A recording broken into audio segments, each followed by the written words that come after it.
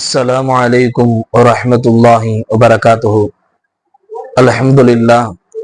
அல்லாஹு தஆலாவினுடைய மாபெரும் கிருபையால் ஆன்மீக மருத்துவம் என்கின்ற யூடியூப் சேனலின் வாயிலாக பல்வேறு விதமான தகவல்களை நாம் தெரிந்து வருகின்றோம். அல்ஹம்துலில்லாஹ்.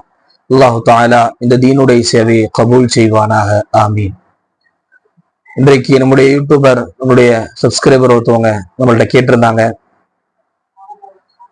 தொழுகக்கூடியாத நேரங்கள் என்னென்ன ஹசரத் அப்படின்னு சொல்லி கேட்டிருக்கிறாங்க. இன்னைக்கு அதைத்தான் நாம் பார்க்க போறோம்.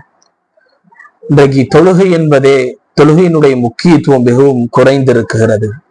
தொழுகையினுடைய கண்ணியம் நம்முடைய உள்ளத்திலிருந்து எடுக்கப்பட்டிருக்கிறது.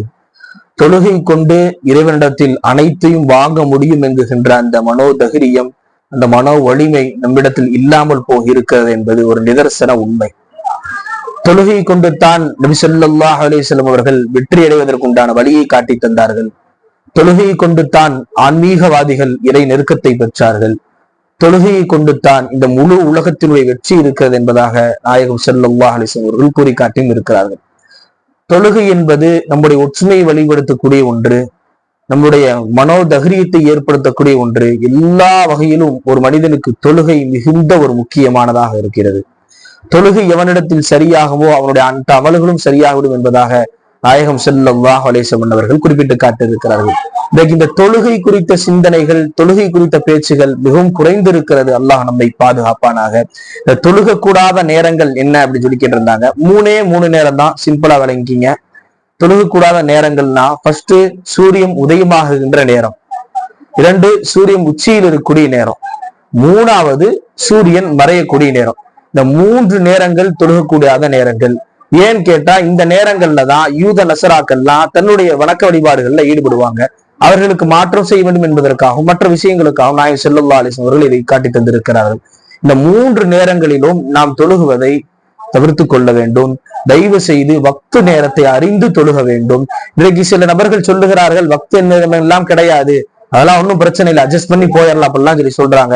அன்னைக்கே நபி கணிச்சு கொடுத்து போனாங்க ரசூல் ஸல்லல்லாஹு அலைஹி வஸல்லம் என்ற கேள்விகள் எல்லாம் வருகிறது. எதை வச்சு இன்னைக்கு என்ன வக்து நேரங்கிறது என்ன? டைம் காஜி தானே முடிவு செஞ்சாரு, அவங்க தானே முடிவு, இவங்க தானே முடிவு செஞ்சாங்க, ஹஸரத் தானே முடிவு, அப்படி எல்லாம் சொல்லுகிறார்கள். ஆனால் வக்து நேரம் என்பது இஸ்லாத்தில் வக்தை அறிந்து நாம் தொழுக வேண்டும், நாம் யோசிக்க வேண்டும். இன்றைக்கு ஏற்படுகின்ற குழப்பத்தை விட்டெல்லாம் நம்மை பாதுகாப்பானாக.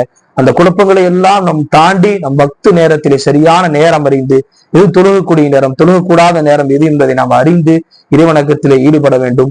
3 நேரங்கள் தொழுகக்கூடாத நேரங்கள்: 1 சூரியன் உதயமாகக்கூடிய நேரம், 2 சூரியன் உச்சியில் இருக்கக்கூடிய நேரம், 3 சூரியன் மறையக்கூடிய நேரம். அல்லாஹு தஆலா மார்க்கத்தை விளங்கி அமல் செய்யக்கூடிய பாக்கியத்தை நம்ம அனைவருக்கும் தந்தருள் புரிவானாக.